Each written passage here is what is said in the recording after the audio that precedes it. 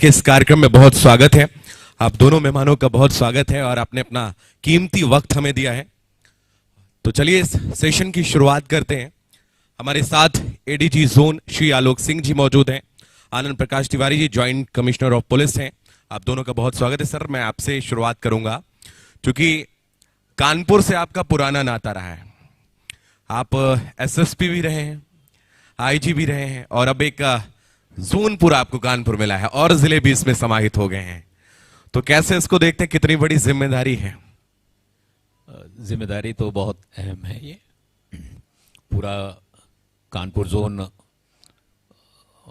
ललितपुर से लेके और फर्रुखाबाद तक एक बहुत ही ज्योग्राफिकली एक्सटेंसिव जोन है और तमाम यहाँ से मीन्स ऑफ कम्युनिकेशन जो है, दोनों हमारी एक्सप्रेसवेज यहीं से निकलती हैं। कनेक्टिविटी जो है वो वेस्ट से, साउथ से, एमपी से है। तो हर दृष्टिकोण से ये बहुत ही एक महत्वपूर्ण जोन है और डिफेंस कॉरिडोर का एक बहुत बड़ा इन्वेस्टमेंट इस जोन में आ रहा है। तो उस दृष्टिकोण से भी ये बहुत ही महत्वपूर्ण है। कितना आपको पुराना जो अनुभव रहा है कानपुर से, आपने कानपुर को बनते देखा है। अब चूंकि सड़कें चौड़ी हुई, उसके बाद मेट्रो आ गई, मेट्रो आने के बाद थोड़ी सी भीड़ ज्यादा बढ़ गई। तो उस दौर के कानपुर और आज के कानपुर में क्या फर्क नजर आ रहा है? एक प्रशासक के तौर पर भी कानपुर इवॉल्व हुआ है और जैसे आपने कहा कि मीन्स ऑफ कम्युनिकेशन बहुत इम्प्रूव हुए हैं, लेकिन कानपुर एक इकोनॉमिक सेंटर भी है। जो उत्तर प्रदेश को अगर 3 भागों में देखा जाए, पश्चिमी, मध्य और पूर्वांचल, तो मध्य का ये एक महत्वपूर्ण जो है इकोनॉमिक सेंटर है। तो यहाँ बाहर से बहुत लोग आते हैं और यहाँ सबसे बड़ी बात है, यहाँ कॉस्ट ऑफ लिविंग बहुत कम है। इसलिए ईस्टर्न यूपी से, बिहार से, आसपास के प्रदेशों से लोग यहाँ आते हैं अपने जीविका अर्जन के लिए, जिसकी वजह से आपको यहाँ पर शहर में मूवमेंट दिखाई देता है। लेकिन मेरे जॉइंट सीपी इस बात पे आपको और आगे विस्तार से बताएंगे कि ट्रैफिक को बहुत ही सुगम बनाने के लिए यहाँ अनेक उपाय किए गए हैं और साथ ही साथ कुछ मूलभूत जो चेंजेस होने थे, जैसे यहाँ की कुछ एक रेलवे ट्रैक थी जो पूरी कल्याणपुर से लेकर और मंदना तक जो है वो पूरी तरह से उसको जगह जगह डिस्टर्ब करती थी। हमारी वीआईपी रोड है, वहाँ पर किस तरह के इश्यूज थे। तो यहाँ नए नए एक्सपेरिमेंट किए जा रहे हैं और जो सिटी के ट्रैफिक में कुछ एक मेनेंस है, जैसे ई रिक्शाज हैं, इन सबको रेगुलेट किया जा रहा है। तो ट्रैफिक पे लगातार काम हो रहा है, लेकिन हमको हमेशा अपने आप को आगे इवॉल्व करने और इम्प्रूव करने की आवश्यकता है। बिल्कुल, आपसे कानपुर के अलावा बाकी जिलों की बात भी होंगी क्योंकि बहुत बड़ा जोन है आपका। आनंद जी, आपके पास मैं आऊंगा क्योंकि कानपुर जो है, जैसा कि सर ने भी बताया अभी, कि बदल रहा है और बहुत कुछ फर्क अब आया है। क्या क्या वो चैलेंजेस हैं क्राइम की अगर हम बात करें? विगत सालों में कानपुर बहुत ज्यादा विश्व स्तर पर भी ख्याति मिली थी, लेकिन उसके बाद यहां पर पुलिस ने जिस तरीके से एनकाउंटर्स किए, जीरो टॉलरेंस की नीति की आप बात करते हैं, तो आपने उसको अपनाया और जो क्रिमिनल्स हैं उन पर लगाम लगाई। क्या कुछ फर्क आया? क्या चैलेंजेस हैं जब से आपने कमान संभाली? जैसा कि अभी आपको सर ने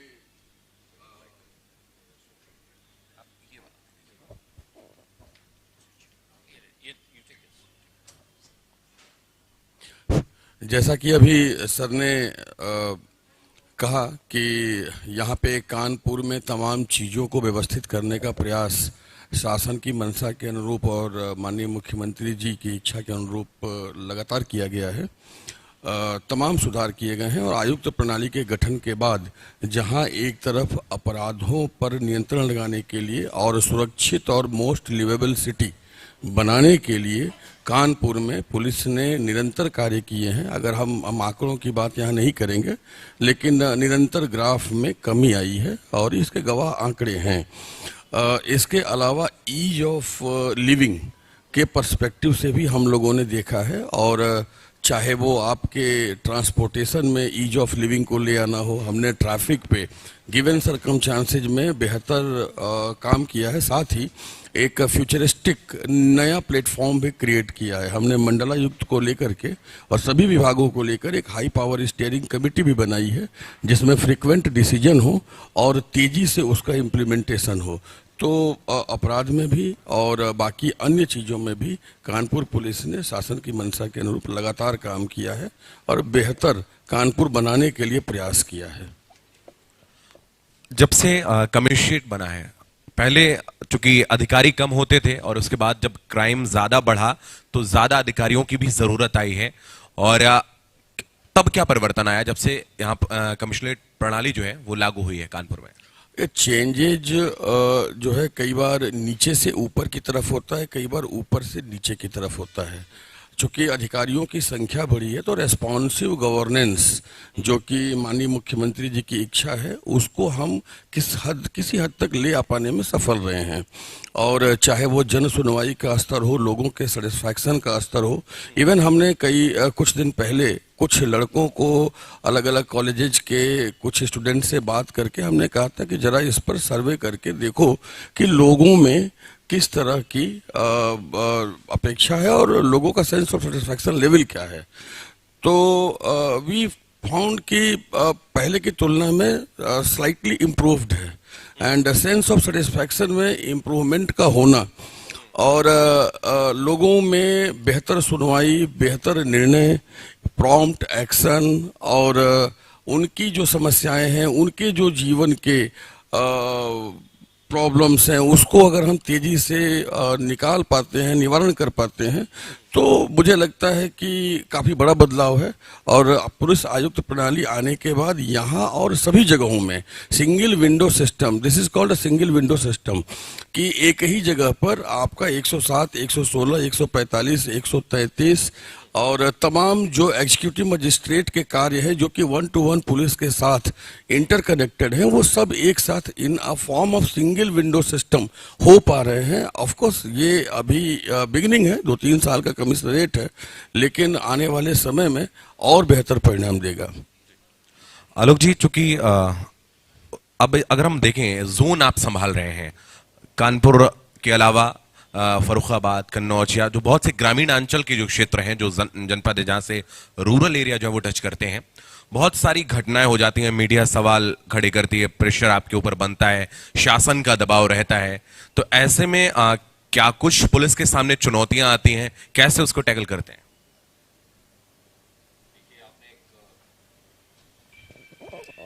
आपने शुरुआत में कहा कि एसएसपी के दौर से लेकर और अब तक क्या मैंने बदलाव देखा, तो वो 2006 का समय था जब मैं यहाँ एसएसपी था और अब 2023 है। तो माननीय मुख्यमंत्री जी की जो अपेक्षा है कि जन विश्वास स्थापित किया जाए, व्यापक जन संवाद और जन विश्वास अर्जित किया जाए, उसमें एक में मैं बहुत बड़ा टेक्टोनिक शिफ्ट देखता हूँ। 2006 में अगर कोई चोरी की भी घटना हो जाती थी तो पुलिस कार्यालय का घेराव होने लगता था। यहीं बिराना रोड पे कुछ इंसिडेंट हो जाए तो पुलिस कार्यालय पे घेराव होता था, 2-2, 2,500 की भीड़ होती थी। अब जैसा अभी मेरे जो एनसीपी भी बता रहे थे, क्राइम होता है, लेकिन क्राइम पे जो रिस्पॉन्स है उसका क्वालिटी और उसकी क्वांटिटी, जो बहुत शॉर्ट टाइम में रिस्पॉन्स मिलता है, उसने एक वो विश्वास अर्जित किया है कि क्राइम हो भी जाता है तो लोगों को मालूम है कि अगर पुलिस वहां पहुंच गई है तो इसका एक लीगली माकूल जवाब इसमें क्रिमिनल्स को मिलेगा। साथ ही साथ हम लोग उसको प्रोसिक्यूशन लेवल पे ले जाकर बहुत जल्द अल्प समय में फास्ट ट्रैक ट्रायल के माध्यम से उसमें सजा भी दिलाते हैं। तो कानून के प्रति, पूरी इस चीज के प्रति लोगों में एक विश्वास बढ़ा है, विश्वास अर्जित हुआ है। अब बात अगर ग्रामीण अंचल की जाए तो इस सोशल मीडिया की कनेक्टिविटी में अर्बन और रूरल का बहुत ज़्यादा अंतर अब बचा नहीं है। बिल्कुल इंटीरियर के गांव हैं वो भी नेट की अवेलेबिलिटी के कारण जुड़े हुए हैं, और जितनी प्रॉब्लम्स सोशल मीडिया की, जैसा आपने देखा अभी वेस्टर्न कंट्रीज में भी फेस करने को मिल रही है, जो फ्रांस में पिछले 4 दिन से चल रहा है, उस तरह के चैलेंजेस सभी जगह आते हैं। लेकिन पुलिस का भी जो रिस्पॉन्स है वो भी उसी तरह से हर जगह बेहतर हुआ है, रिस्पॉन्सिव हुए हैं, मॉनिटरिंग बेटर हुई है। जो हमारी जन सुनवाई की एक प्रक्रिया है जिसमें नियमित रूप से हमारे सभी अधिकारी दूर दूर सुदूर क्षेत्रों से आने वाले लोगों को फिजिकली भी सुनते हैं, ऑनलाइन भी सुनते हैं और उनका एक रिस्पॉन्स, क्वालिटेटिव रिस्पॉन्स और डिस्पोजल भी करते हैं। जहां तक मीडिया की बात है या चैलेंज की बात है, तो मीडिया के साथ एक बहुत ही हेल्दी इंटरेक्शन हमारा सभी जगह है। इसको एक हम बहुत पॉजिटिव फीडबैक की तरह लेते हैं, जिससे हम अपना जो आगे का जो हमारा मार्ग है उसको और बेहतर रडार पे लेके सुचारू रूप से चला सकें। बिल्कुल, चूंकि मीडिया के साथ आपके संबंध बहुत अच्छे रहे हैं, नोएडा में आप रहे हैं और एक आपने मुख्यमंत्री जी का जिक्र किया। मुख्यमंत्री जी की जो एक जीरो टॉलरेंस की नीति है, जिसका जिक्र वो जनसभाओं से भी करते हैं, और जब से ये सरकार बदली है 2017 में, जब मुख्यमंत्री योगी आदित्यनाथ बने यहाँ पर, तो उसके बाद से क्या परिवर्तन आए? जो एक कहा जाता है कि पुलिस के ऊपर एक बहुत दबाव रहता है, बहुत सारे फोन आपको आते थे, कोई ट्रांसफर पोस्टिंग के लिए या फिर किसी की गिरफ्तारी रुकवाने के लिए, तो क्या कुछ परिवर्तन अब आया उसमें? इसमें बहुत बड़ा एक चेंज है। माननीय मुख्यमंत्री जी प्रदेश के गृह मंत्री भी हैं। नीति निर्धारण और उस नीति के अनुरूप एनफोर्समेंट दोनों का वो पर्यवेक्षण स्वयं करते हैं। और इस पर्यवेक्षण में ये बड़ा क्लियर है कि जो लीगल है, लॉफुल है, उसमें आप लॉ के अनुसार करिए, जो कानूनन सही है वो करिए। इसमें इंटरफेरेंस ऑलमोस्ट निल है। ये मैं बहुत दावे के साथ कह सकता हूं कि 17 के बाद मैं इसी शहर में आईजी भी रहा, मेरठ में मैं इसके बाद आईजी रहा, नोएडा में पुलिस कमिश्नर रहा और वापस यहां पे एडीजी जोन हूं। किसी भी गैर कानूनी काम के लिए किसी भी प्रकार का इंटरफेरेंस जितने भी स्टेक होल्डर्स हैं उनकी तरफ से नहीं होता है, बिल्कुल नहीं होता। और ये माननीय मुख्यमंत्री जी के गृह मंत्री होने के कारण पुलिस को इतनी बड़ी एक शक्ति मिली हुई है कि अपने लॉ को कानून के हिसाब से, हमारी जो एसओपीज है उसके हिसाब से हम संगठित अपराधी, जो सबसे बड़ा चैलेंज होता है जिसके लिए आप हिंट भी कर रहे हैं, संगठित अपराधियों पे जिस तरह से कानून का प्रहार हुआ है वह केवल इसी रणनीति की वजह से है, इसी जो मार्गदर्शन है इसकी वजह से संभव हो पाया। क्या पिछली सरकार का कुछ ऐसा अनुभव अगर आप साझा करना चाहें जो रहा हो, दबाव या कुछ इस तरीके का? देखिए, दबाव की जहां तक बात है, कभी कभार इस तरह के इंसिडेंट्स होते हैं जिसमें एक लीवे लेने की बात होती है कि अगर आपके पास, if you have discretion, so then that discretion should go in the favour. तो यहाँ पे एक रॉयटर्स सिचुएशन हुई थी, उसमें कुछ लोगों ने तब इंटरफेयर करने की कोशिश की थी, लेकिन जो कानूनन सही था हम लोगों ने वही किया और उसको एक मार्ग तक ले गए। तो लेकिन वो दबाव जो है और जो चेंज है वो डाउन द लाइन मेरे बीट पे जाने वाले जो कांस्टेबल, जिसको हम अपना सबसे बड़ा पुलिस अधिकारी मानते हैं, वो तक फील करता है कि वो भी एम्पावर्ड है इस समय, empowered by the law, empowered by the state to work against the criminals. ये बहुत बड़ी बात आपने कही है कि जो बीट का आपका सबसे पुलिसकर्मी, उसको आप सबसे बड़ा अधिकारी मानते हैं। आनंद जी, आपका क्या इस बारे में सोचना है? और एक इंसिडेंट का मैं जिक्र करना चाहूंगा जिसके बाद पुलिसिंग पर बहुत सवाल भी खड़े हुए थे। एक सहानुभूति के तौर पर भी देखा गया था जब भिकरू कांड हुआ था। कानपुर का चर्चित नहीं बल्कि वो भारत के बाहर भी बहुत बड़े पैमाने पर चर्चित हुआ था। उसके बाद से जो एक्शन हुआ, भले और बुलडोजर की कार्रवाई शुरू हुई, और उसके बाद लगातार प्रदेश में जो भी संगठित माफिया हो या फिर इस तरीके के बाहुबली सो कॉल्ड जिनको कहा जाता है, उन पर कार्रवाई शुरू हुई है। तो कैसे इसको देख रहे हैं आप? संगठित अपराध के विरुद्ध मजबूत कार्यवाही का परिणाम है कि आज हम लोग कानपुर में बेहतर जीवन स्तर देख पा रहे हैं और यह अत्यंत ही जरूरी कार्यवाही थी। इस कार्यवाही ने पूरी तरह से संगठित अपराध की कमर तोड़ी है। और हाँ, ये सही है कि यह कार्यवाही कानपुर से शुरू हुई थी और यह भी सही है कि दुर्भाग्यजनक घटना कानपुर में हुई थी जिसमें अपने कई पुलिसकर्मी, अपने 8 पुलिसकर्मी गंवाए थे। और बाद में जो कार्यवाहियाँ हुई हैं उन मजबूत कार्यवाहियों का परिणाम है कि दोबारा इस प्रकार की कोई घटना सामने देखने को नहीं आई है। और मुझे लगता है कि इस मजबूत कार्यवाही ने मजबूत शासन के उस आयाम को स्थापित किया है जहां हम सभी लोग बिना किसी इंटरफेरेंस के काम कर पा रहे हैं। और जैसा कि सर ने अभी बताया कि जीरो इंटरफेरेंस के साथ हम लोग अपने विवेक से विधि के अनुरूप कार्य करने में, निर्णय लेने में सक्षम हैं, सफल हैं और कर रहे हैं। तो ये सब उन मजबूत कार्यवाहियों का परिणाम है जिनकी वजह से आज ये संभव हो पाया है। जी आलोक जी, चूंकि ये मेरा व्यक्तिगत लालच भरा प्रश्न आप कह लीजिए, क्योंकि बहुत कम ऐसा होता है कि आपसे संवाद का अवसर मिल जाए।